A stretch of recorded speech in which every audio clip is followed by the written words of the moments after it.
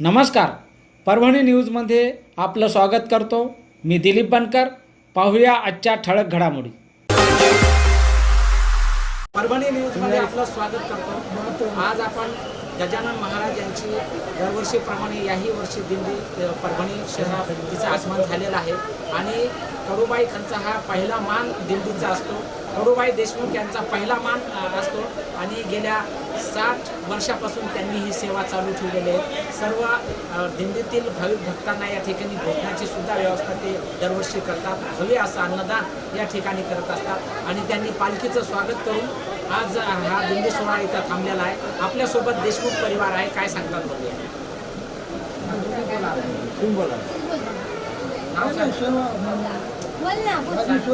आमच्या आई सगळं करतात. काय सांगाल आपण आपल्याकडे 72 वर्षापासून आजी इथं राहिलेले आहेत आणि ही दिंडी 57 वर्षापासून याच्या आधी मी जे आलेले लोकांना मी सेवा करत होतो. बोला आई, दोन शब्द बोला.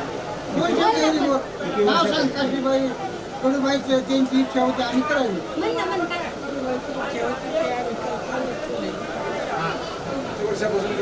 किती वर्ष 72 वर्षापासून सुरू आहे. पण त्या गजानन महाराज 57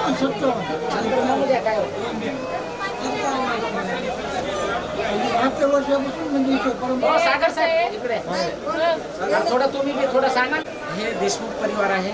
गेल्या 57 ते 60 वर्षापासून अविरत अशी सेवा गजानन महाराज पालखीचे ते करतात आणि आज भव्य असा महाप्रसाद सुद्धा त्यांनी या भक्तांसाठी ठेवलेला आहे. आपल्यासोबत त्यांच्याच परिवारातील सागर देशमुख आहेत. काय सांगतात?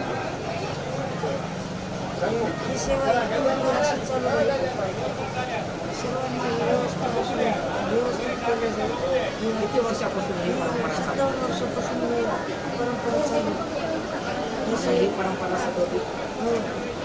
गजानन महाराज 57 वर्ष आणि 72 वर्षापासून शेती घेतली होती आम्ही. तो पण ही अविरत सेवा चालू राहणार.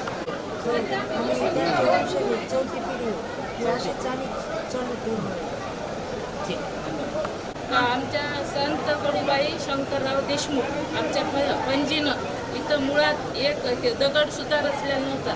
तर 72 वर्षापासून इथं अविरत सेवा आहे. आजपर्यंत आमची पूर्ण फॅमिली ही परंपराच्या सेवेत आहे. सगळे ते म्हणजे पूर्ण फॅमिलीतला एकही मेंबर आमचे संत कडूबाई शंकरराव देशमुखच्या सेवेत सगळे आमचे आजोबा पंजोबा नातू पंतू सगळे याच्यात अविरत सेवेत आणि याच्या पुढे मी अशीच तुमच्या कृपा आशीर्वादानं चालत आहे. धन्यवाद.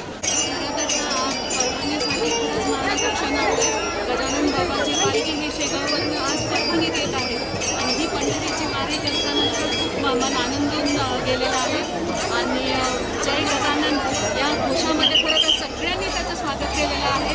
बस बाबांचं दर्शन झालं. शेगाव निवासी आज आमच्या परभणीकडे आले. खरंच खूप आनंद मन भरून गेलेलं आहे. अविरतपणे ही सेवा 70 वर्षापासून चालू आहे.